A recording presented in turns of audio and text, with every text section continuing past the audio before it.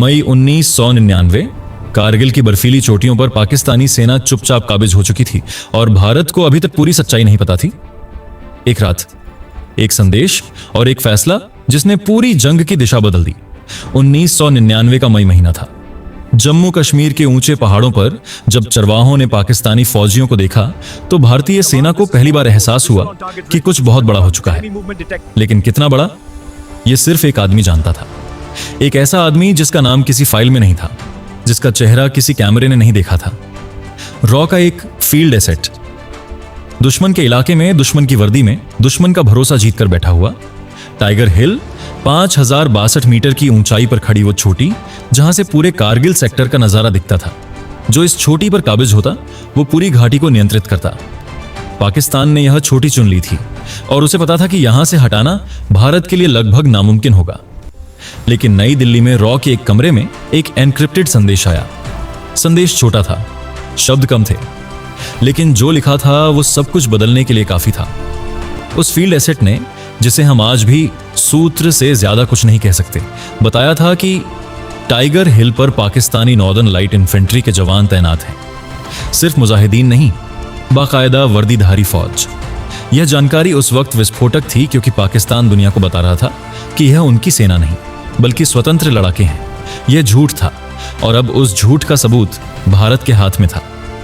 लेकिन सबूत होना एक बात है और उसे सही वक्त पर सही तरीके से इस्तेमाल करना बिल्कुल अलग। भारत उस वक्त भारी अंतरराष्ट्रीय दबाव में था। अमेरिका, ब्रिटेन, चीन सब चाहते थे कि जंग न बढ़े, एलओसी पार न हो, भारत संयम रखे। लेकिन जब आपके 500 से ज्यादा जवान शहीद हो रहे हों, जब बर्फ पर खून के निशान हो, तो संयम एक बहुत महंगी चीज बन जाती है। रॉ ने वो जानकारी सेना के शीर्ष अधिकारियों तक पहुंचाई, जनरल वीपी मलिक तक, और एक बंद कमरे में दिल्ली में फैसला हुआ, टाइगर हिल को वापस लेना होगा, हर कीमत पर। लेकिन उस फील्ड एसेट की जानकारी सिर्फ यहीं खत्म नहीं हुई। उसने बताया था पाकिस्तानी जवान किस रास्ते से रसद लेते हैं, किस वक्त पहरेदारी कमजोर होती है, और सबसे जरूरी, उत्तरी ढलान पर एक संकरी पगडंडी, जिसे वो लोग खुद भूल चुके थे, ये पगडंडी बनी 18 ग्रेनेडियर्स की उम्मीद। 3 और 4 जुलाई 1999 की वो रात, तापमान -10 डिग्री से नीचे, अंधेरा इतना गहरा कि हाथ भी न दिखे। 18 ग्रेनेडियर्स के जवान एक एक कदम फूंक फूंक कर रखते हुए उस पगडंडी पर चढ़ रहे थे, जो सिर्फ उन्हें पता थी क्योंकि एक अनजान इंसान ने अपनी जान खतरे में डालकर वो नक्शा पहुंचाया था। दुश्मन को भनक नहीं थी। और फिर जब पहली गोली चली, जब पहला ग्रेनेड फटा, जब भारत माता की जय की आवाज उन बर्फीली चोटियों पर गूंजी, पाकिस्तानी मोर्चे में भगदड़ मच गई। 4 जुलाई 1999 की सुबह, जब अमेरिका में स्वतंत्रता दिवस की तैयारियां हो रही थीं, भारत के तिरंगे ने टाइगर हिल की चोटी को छू लिया। लेकिन वो पल जितना भव्य था, उतना ही खामोश था एक इंसान के लिए।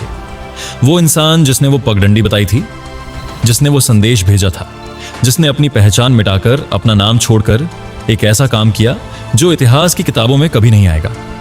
कारगिल विजय का जश्न पूरे देश ने मनाया, परेड हुई, मेडल बंटे, नाम याद किए गए।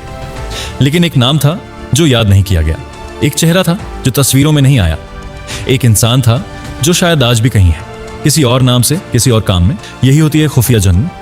यहाँ शहादत भी गुमनाम होती है और जीत भी अकेले में मनाई जाती है। टाइगर हिल जीती गई थी गोलियों से, लेकिन उससे पहले वो जीती गई थी एक खामोश संदेश से।